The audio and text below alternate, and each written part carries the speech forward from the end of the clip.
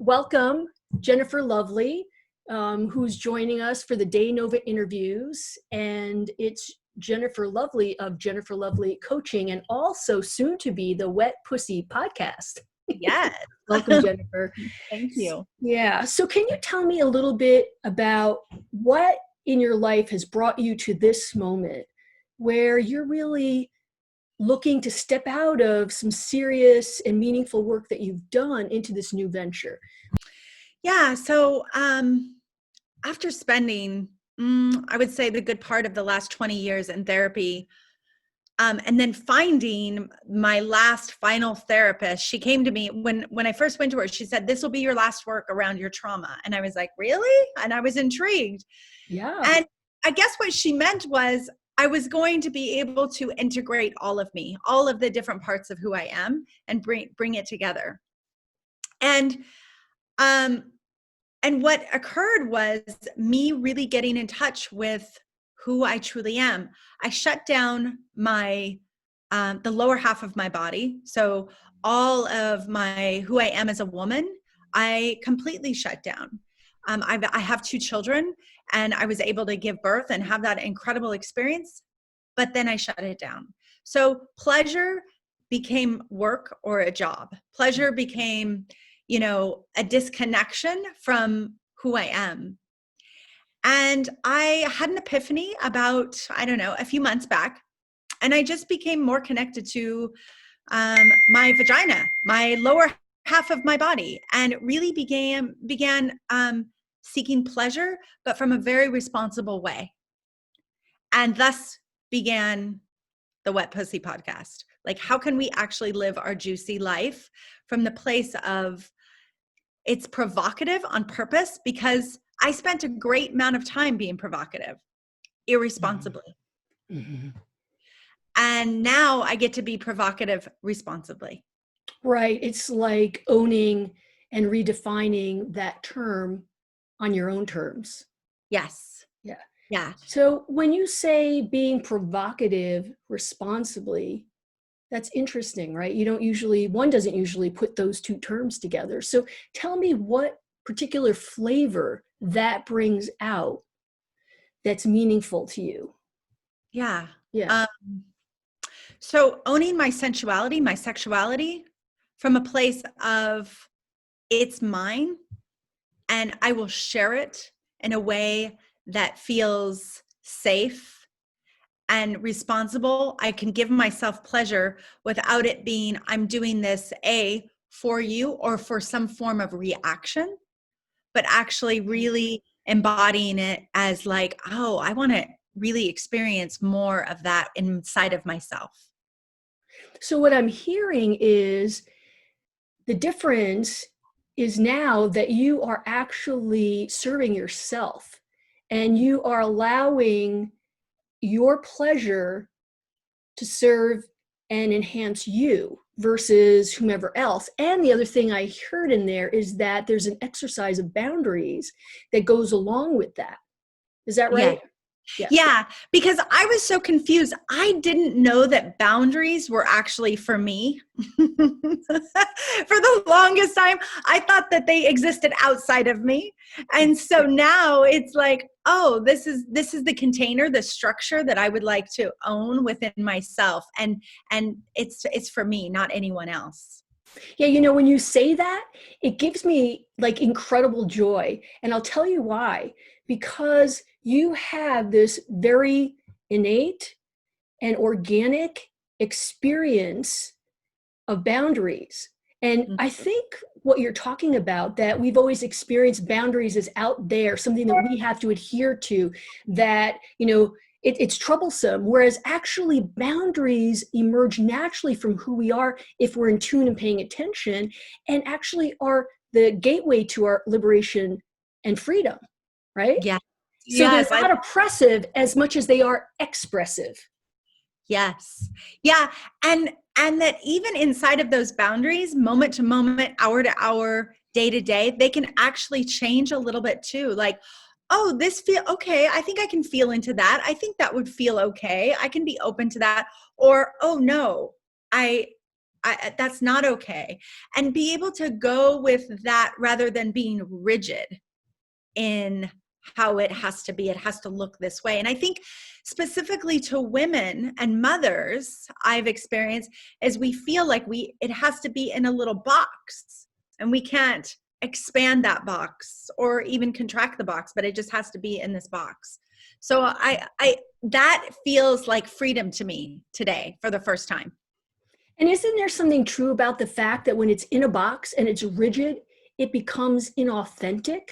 Because then again, we're adhering to some rule about how it should be versus what springs forth spontaneously and is actually true for who we are in the moment, which, as you said, changes, right? Yeah. Yeah, I love that. It is so authentic, a lot more authentic. And I think I mean, it sounds like even with what you're doing, Dae Nova, it's like that is really what it's all about, is allowing us to really step into our authentic self, right? Yes. And as you so beautifully put, it's the self that emerges moment to moment, because moment to moment, we are different, right? And even in a span of a week, how much happens? How much do we change mentally, physically, emotionally, right? And so it's showing up to respond to that woman who we are in that moment, who we may not have been a week ago, and who we may not be a week hence, right? So there's this, but see, there's this beautiful thing though that you're talking about, Jennifer. It's about having a deep relationship with oneself, actually paying attention to and listening to oneself. And then with that attending, one is clear about what needs to happen next because you're getting the data, right? Yes. Right. So there's this inward versus outward focus. And I hear that deeply in what you're saying about your work. Yeah. And, I have a coach who talks about tending versus attending. And imagine like how we tend a garden. I mean, it's just this very gentle kind of, you kind of dig a little, and then you don't, and you clip a little here. But there's this just loving attending, pulling the threads on different areas. And I'm feeling into that today from a different place than I've ever been, because attending is like responsible. You must show up at this time. You must do this. You must do that. Again, back to that rigid place. And now the exploration is more like, what is that? Wonder what that's about. I'm really curious about that reaction. And so much of my work is if we could get more curious about how we react as versus how we respond or why the other person is doing that thing, our lives expand greatly. Yeah, I think that's really well put. And there's something also about tending that it's nuanced, right? There's room for subtle gestures or subtle shifts can make a difference. Everything doesn't have to be on a grand scale. Like sometimes we think, oh my God, I'm moving toward this goal that I have if I can check off all these boxes or if something seismic shifts. Whereas it's that nuanced, slow, tending type of progress and change that actually allows one to move forward in a way that one can sustain, because you're always working with who you are as opposed to against who you are, right? So there's this nuance there that's incredibly important that I hear when you say, tending the garden, right? Yeah. There's a part of me that wants to come in and do it. Yeah. Yeah. How did you create that within your own life? Or like, how do you share with Dae Nova? Like, how does that work? I mean, I know that for me, it's like this been long journey and epiphanies. And I mean, I've been in the work, and there's an experience I want women to have where it doesn't have to feel like work. Well, I think it's a bit of reframing the word work.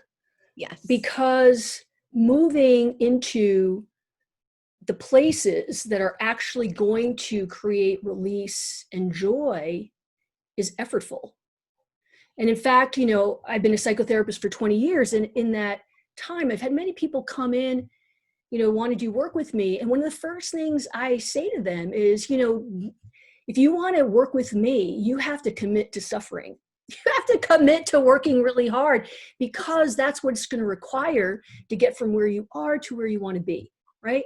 So the thing is, but there is beauty in that efforting. And so, work, what do we associate with the word work? Leaving every day, putting in these hours, oftentimes what I call alienated labor, doing things that don't feed our joy and purpose and meaning, right? And so when we hear work, we like think drudge and exhaustion, right? But the effort, like look at you, right? This effort that you're making to move forward, it's hard, but within it is magic and mystery and growth and evolution and knowledge that you can't have. Like, people go off on these journeys, in search of the Holy Grail. Right. And it's the journey itself and the hardships that they experience that allows them to be worthy of the Grail when they get there, right? So there is no way around the effort required, but we don't have to hold it as this awful thing. It's a magical adventure. It's a journey, and there are others on it, so we don't even have to be alone in it. So there's cause for all kinds of hopefulness, right? Yeah. So I think it's really in the reframe of how we talk about work. I think that makes a really big difference.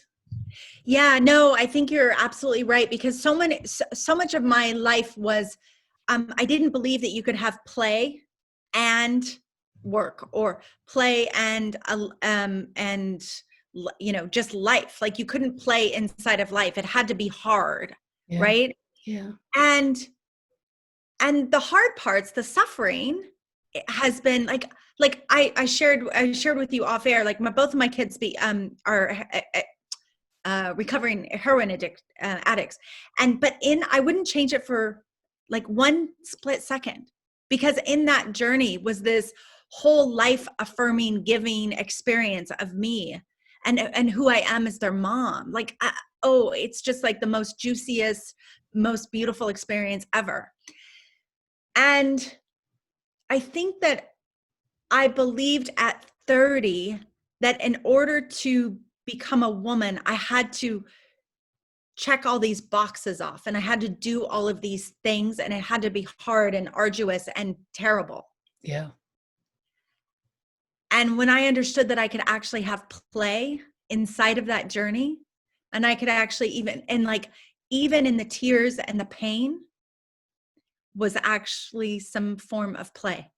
I know that sounds strange, but it was me playing with my emotions. It was me allowing all the parts of me to emerge. So I really love that, reframing that. Yeah. Yeah. It's paradoxical that you can effort and really work towards something. Well, here goes that word. And at the same time, experience joy and magic. And even, as you said, deep meaning and purpose, like with your children.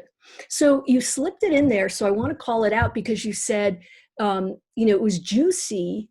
And I think this is actually quite profound. So I want you to talk about this a minute. You said, that was juicy, parenting 2 children who are heroin addicts. And that is almost completely opposite of what one would think, right? So talk about it. I think that's brilliant.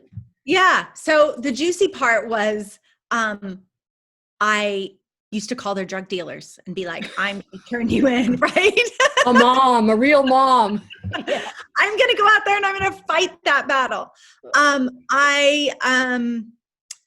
It expanded who I was as a woman, separate from them as their mom, because it allowed me to go deeper into what I was parenting, not normal kids, right? They were addicted to heroin. And it allowed me to get creative. It allowed me to connect with them on ways that we're not going to just connect on the way home from baseball the way maybe another mom would connect. I'm going to listen to them streaming their guitar while they're using heroin, and they're going to be playing their music, and I'm going to hear their pain. And I'm going to go, oh, okay, what is this? And talk about it. I'm going to allow my son to tattoo the universal symbol of Om on my back while he's on heroin. Like, I really found ways to connect with them that became juicy, that I don't know too many other moms that have been able to connect with their children in that way.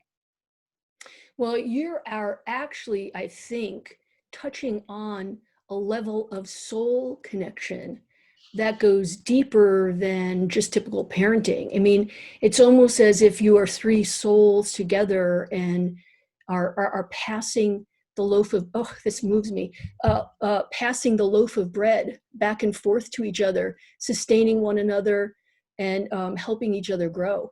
And that's really deep. And you're right, this is not the, all right, let's have a tear moment. This is not the level of engagement that a lot of parents are called to. And, you know, I just want to pivot here because there are parents who have quote unquote special needs children who are called to a level of service and an experience of love that is outside the bounds of what we typically associate with parenting. And I don't know how these heroic individuals get chosen, but the call is so above and beyond and often completely unrecognized. It's like a journey of the soul. Nobody can meet you there because nobody can fully grok what experience you're in. And as you're talking about that, I'm so moved. And I want to pivot to this thing that, you know, I pulled out of your website. It's, you talk about, I like to get in with the messy grit of life and get my hands dirty. Mm-hmm. And so often right now, because there's this burgeoning of love and light and this new way that's possible, that's emerging through all the heaviness, we forget sometimes that to get to that, we have to go deep and grapple with the things that are of the soul and sometimes remarkably painful. And I just honor that you have chosen to be a warrior at that depth. I mean, your commitment to your son, I know, gives you the capacity to do that work with your clients. Can you speak about that a little bit? Yeah, it's this whole idea that we have to go home to go big. And home can mean a lot of things to a lot of people, but for me, home is my soul. And so I had to go back there and back there, yeah, so that I could go big in the world. And the big in the world is to be able to have these conversations with you, to be able to hold the space for other people to feel their pain. I have a program called Reclaiming Grace, and it's really about going back into our essence of truly who we are so that we can actually create what we want. And that's ultimately what I did with my kids. I gave them the permission to go to the dark places of their soul so that they could come out in the light and they could fully see themselves. So, Jennifer, that's a very careful journey. Very. Yeah. So tell me about it. Where did you draw both your wisdom and your strength from? Because that's not an easy journey. And it's not a prescribed journey. That is an in the moment, show up, be real, throw down journey. So what did you tap into there to know how to go? Well, you know, I think that it came from a really painful childhood. I think it came from abandonment. I think it came from sexual abuse. I think it came from having to really understand human behavior at an age and a level that I was not really prepared for, but Yeah. thus began the journey. And even inside of all of that pain, my father required a level of depth from me that was not appropriate, by the way, but he required a level of depth from me that really always had me questioning more, what's deeper, what does that mean? I really want to understand that. And I think that it comes from experiences. I mean, my wisdom feels old. I mean, we could probably have a really esoteric, conversation about that, but my wisdom feels old. It feels some lifetimes. And but I think that from on this earthly plane, it comes from all of this suffering. That my wisdom comes from all of the suffering. As a matter of fact, I had a coach call me Jennifer Wisdom Lovely, because he really saw that part of me, that deeper part of me. And that was such a compliment to me. So I want to say thank you for seeing that in me. So do you feel like do you feel like the wisdom carried you, or the path, and or again, another paradox, the path showed you your wisdom? I think it was a little bit of both. I Tell think me. it was, yeah. I mean, I think that I have a deep connection to spirit. I mean, that rules my life. And I felt I was always walking side by side with spirit. And from a really young age, having really deep experiences with the, supernatural, if you will. And then the suffering, like I can't say enough good things about suffering. Ooh, I love that. Beautiful suffering. Because it really is in that, if we allow it to be. And I wanted to let the rope go. Like there's an attachment to suffering in some ways. And when we can let loose of that rope, we can then begin, I think, allowing the wisdom in. Like we don't have to hold tight to the rope and to the suffering, but allow it to be like ebb and flow. Mm-hmm. Because we're allowing it in. We don't have to hold on to it, but we allow it in, and it kind of moves back and forth. Does that make sense? It does. And as you're talking, I'm kind of almost seeing this suffering. When you're talking about a rope, you follow the trajectory of the suffering to the knowledge. And at some point, it changes from the experience of suffering to the experience of knowledge. And then when you let go into that knowledge, that's where the treasure lies, both for oneself and for, potentially universal knowledge. And I think that suffering is a portal. And so when we have suffered and had that experience of suffering taking us to a place of knowledge, then we have this sort of respect and regard for suffering. But I think there are very important differentiators between suffering that's not going to necessarily take you anywhere, and suffering that's going to lead to wisdom. So can you talk about that a little bit? Yeah. So I think that I walked around, sort of with a cloak or self-flagellating myself for a long time, right? That was my self-inflicted suffering. Yeah. There was so much around not forgiving myself, being a bad girl. And then there was, even for a while, I was a bad mom. My kids turned out the way they turned out, all of those things. If my kids are suffering, then that means that I must be bad. I must not be doing something right. Right. There's that. That's right. Extension of ourselves with our children.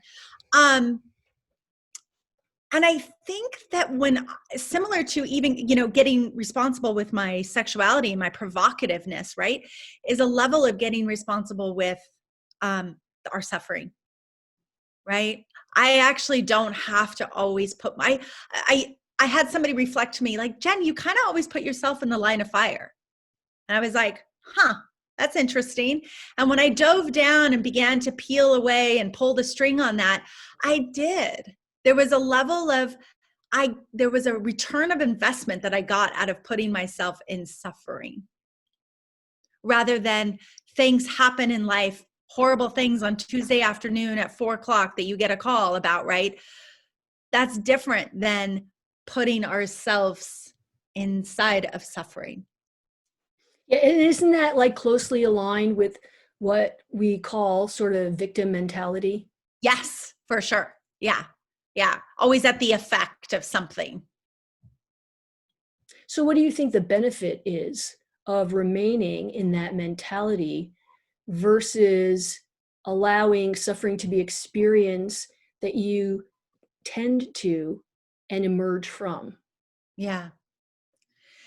So, I want to get this right. There's 5 stages of grief that they've come up with, and then there's a 6th one now that they've just allowed to come back into the process, and that is finding the meaning.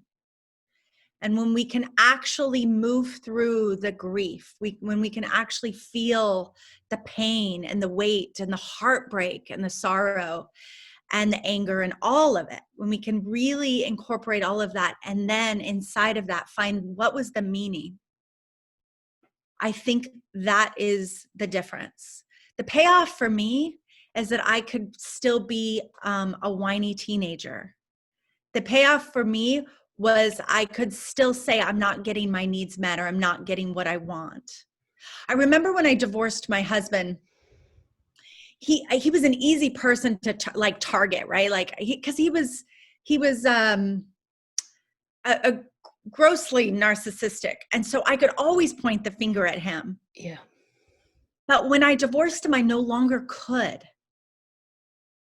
The things that started occurring in my life, I had to go, well, he's not here, so I can only look at myself, right? And so I think that thus began the journey. I mean, there's been a lot of journeys, but that one journey really allowed me to see what the payoff was for me for so long. Was I didn't have to be fully living my life and creating what I wanted in my life, as opposed to, go ahead. No. So I was going to say, so you're on the brink of your Wet Pussy podcast. Yeah. And it seems to me that the work that you've done to date is very hands-on, very embodied work.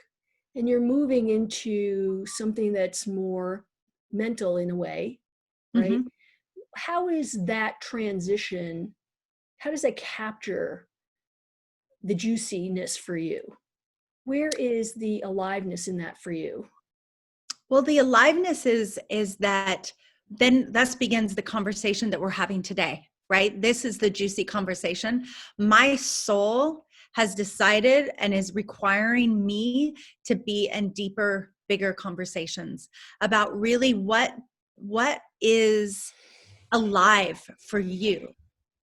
Like, what really gets you off? And it's not because like from a masturbation or actually a sexual place, right? It's like, how can you really live your life from doing pleasurable things for ourselves? Because our society is not set up that way. Our society is to suffer in order to get good things, right? That was the old adage. It's like, well, you got to work hard and you have to suffer, and then you get to go and retire at 65, and maybe you'll be well enough to travel the world or see things. And it's like, really, how can we have the pleasure in everyday life? Yeah. And that's really the conversation. And yeah, how can we have pleasure as a woman and actually really, women, we're not taught to enjoy our vaginas. We're not taught to enjoy the parts of our bodies, our breasts. We're not taught to enjoy those parts. We're not taught to relish in the goodness. We're taught to, let's be a good girl. Let's keep it all together. And oh, by the way, if bad things happen, shh, let's not talk about them. And we're in a different paradigm. We're in a different place. Yeah. So that really is what is emerging for me, is how can we have more pleasure in our life? Yeah. And I want to expand that just a bit to what is the pleasure of my skin when I Yes. am outside and the temperature is just perfect. And then Mm. that light breeze comes. Can I feel the absolute joy of that? You know, when I'm walking through the garden and I have this smell, or down the street and somebody's baking bread or smoking something and having a beautiful, richly aromatic barbecue. Am I present enough and alive enough to my senses, right? Mm. That I can experience it as it is and find the joy of that. Because it's really stepping out of, I mean, I think this is one of the issues, especially with women and even with men, but differently, that we have been told how we're supposed to experience pleasure. And, with the commodification of women in this particular way, a lot of it has been sexual. And Mm. the idea that we are sensual beings unto ourselves, independent of our sexual valuing, um, we don't go there. We don't think about it, but our senses is where so much of our pleasure comes from. How Mm. alive is your hearing? What are Yeah. you hearing? How alive is your smell, your taste, your experience of kinetic motion? Mm-hmm. Do you drive yourself when you exercise, or do you find that delicious band and play in there? Like, the whole conversation has become so truncated for women, and the only way, or what, I don't want to be so severe about that, but one of the few ways that we've really been given license and have been appreciated for our sensualities in the sexual, Yeah. you know, but we are, and men, we are all so much more than that. And that, so many men I treated in my practice, and their challenge was to go into their sensuality and to start privileging all the ways in which they were alive on all these different levels that they're told that they can't experience, or they're given no validation for, right? So it's like a reclamation of the full experience of the body, right? Mm-hmm. Yeah. Yeah. And for men, it's almost like they're given permission to feel women, but not giving permission to feel themselves inside their feelings. Yeah. And we are given permission to feel out into the world and project ourselves out there, but not given permission to feel ourselves as well. And so thus begins this we're confused. And like, what if we didn't actually have to be confused? What if we could just begin to be with one another and allow? It's that allowing, it's letting go of that rope, because even in that is some suffering.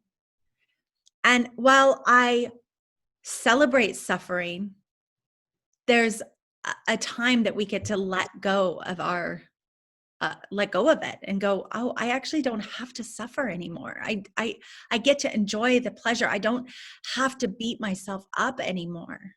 And, I've been in Arizona, and I've been walking through Sedona and Oak Canyon, and the smell of the pines and the smell of the clean water, and immersing myself in the natural ways of just the earth has been like, it's enchantment. Like, it is enchantment. And I want to give that permission to more people to experience that. And it's almost like crossing over from suffering to joy, right? One of the posts that I highlighted today of yours in my Instagram was all about you talking about joy, and Mm-hmm. that there's a path of joy. And one of the things that I'm very interested in is, how do we take on these difficult things, the challenges, but from a place of joy? How do we sit in moments of tremendous suffering? I mean, look what's going on right now, right? Black Lives Matter, COVID. I mean, the kids not being able to go back to school and the tremendous burden that's putting on families and the incredible strain on our economy. I mean, people are suffering. So how do we talk about joy in the context of so much suffering, right? Yeah. What's your Yeah. thought about that? Well, I think that the way through that is actually feeling all of the feelings. And sitting, like literally being with the experience and feeling it. I don't know that we're all called to protest and all called to be a part of that, right? Yeah. We may be able to do it in different ways, but we're not all called to do it in that way. And I think what we have to do is find our way. What is our way that we can support the suffering, right? And we can, because we want to kind of, I believe we move in when we support the suffering, we're moving into the suffering. We're going, okay, maybe I can't go out and protest, but I can protest from home, or I can send money, or I can do my part, whatever that part is. We find our ways that we can participate in it. We can start having these conversations that you and I are having right now. That's right. Right? There's all those different ways, but we move into it. There's a leaning in that I believe is important. And then also the immense amount of like, what do I need in this moment? What do I need? Maybe I just need to lay down in the middle of my living room and cry my eyes out. But in allowing that, because I notice that when I don't allow for the emotion to move, it becomes this really rigid, stuck place for me, and it almost hurts like inside of my body. And so when we allow it to move through, we allow that inside of the screaming, inside of the crying is joy. That also is joy. So for me, and there's freedom in that. So like joy equals freedom to me. Yes. Yeah. And freedom is in every aspect. It's in this conversation. It's in my relationships. I mean, there is no love without freedom. Yes. Well, I am reminded of that saying of Thich Nhat Hanh, that peace is every step. And I believe that for everything. So while joy is every step, suffering is every step, there's a choice in every step, and how we choose to show up to receive the experience we're in, even if it's suffering.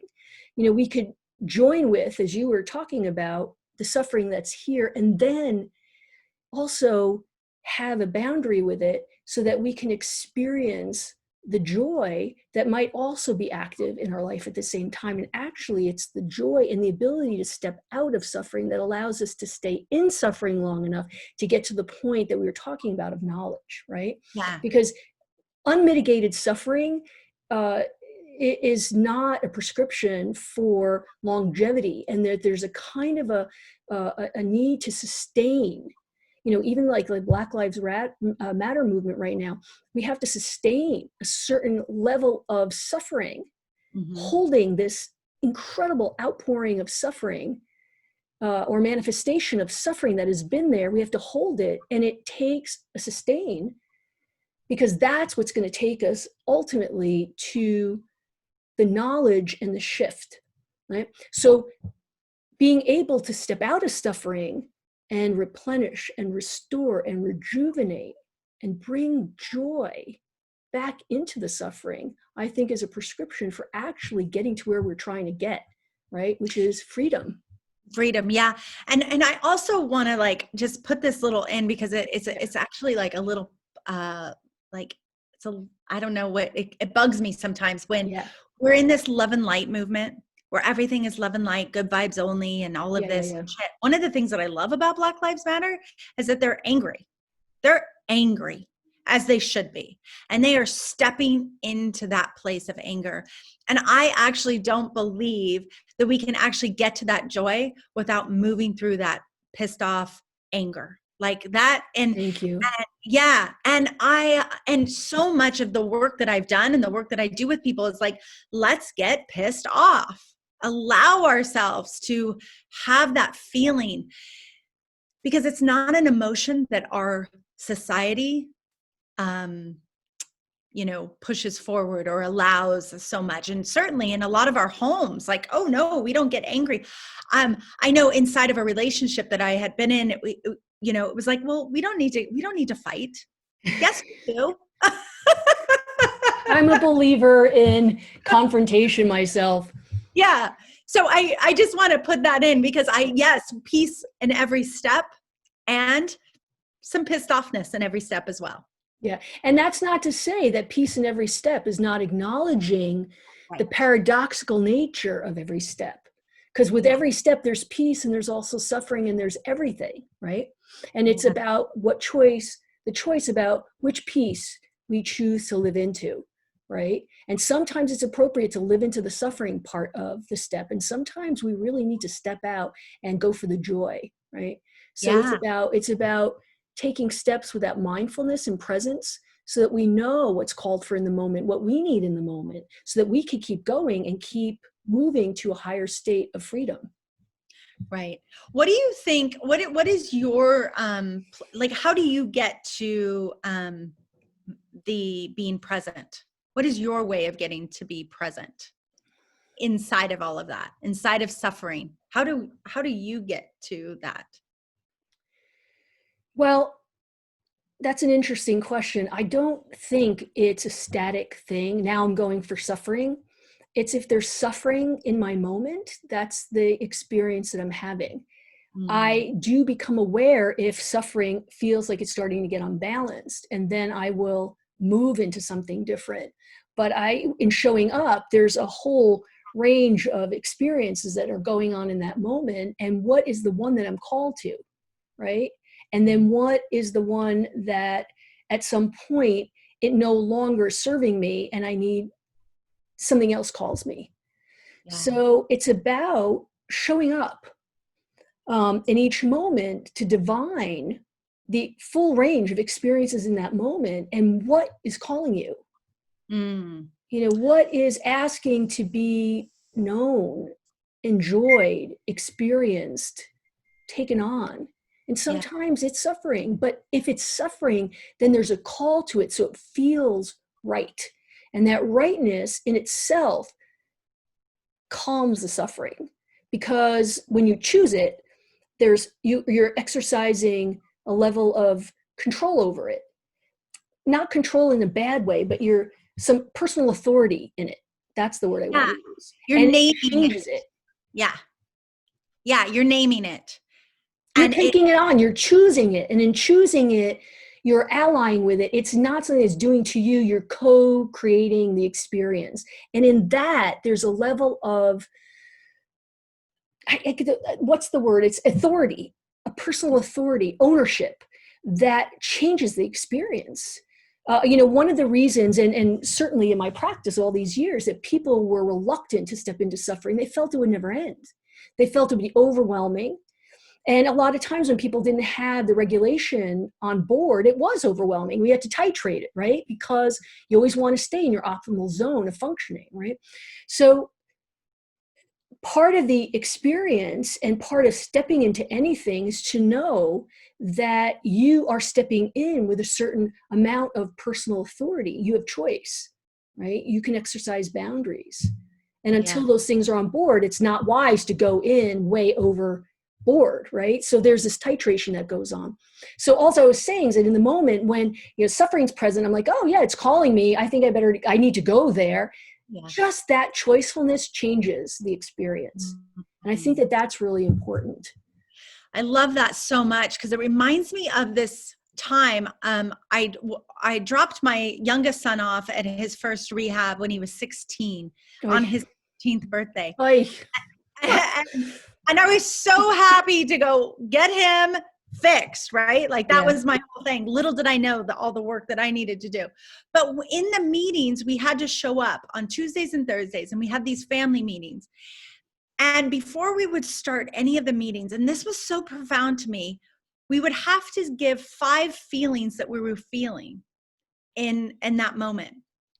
And they had a chart on the wall of the different feelings. And I'll never forget like hearing people, well, I'm happy, I'm joyful, I'm pissed off, I'm sad. And you know, they held their hearts, their bodies held all of these ranges of emotion. I didn't realize these people gave me permission to be able to be with all of those feelings. And then what emerged from that was, well, what is the larger feeling that is showing up? And can you go into that feeling so that the other feelings can then begin to be congruent and, you know, move in with that? I mean, it was like this epiphany for me. So it was really beautiful. So it kind of reminds me that when you said like, oh, suffering is showing up, I get to lean into that. I just like, it gave me all the feels. That's sweet. I think this conversation has been so incredibly rich. I think that we are moving to our denouement, our sort of tailing off. I think that each segment of it could be a mind blow. I know. It is so rich. Yeah. Thank you. Yeah. Thank you. This has been a really lovely moment. And I love that we cried together. Oh, that's the best. That's juicy, right? That's like, juicy. That's so juicy. Yeah. On Zoom. I know. Yeah. Well, it comes when it comes to parenting and our children, it's like, you know, there's something in the heart that is just right there, right? Yeah. Jennifer, thank you so much. I really appreciate spending this time with you. And I really look forward to helping spread some of this work that you're doing, because I think it's incredibly meaningful. And I think you're a warrior. Thank you. A true Dae Nova.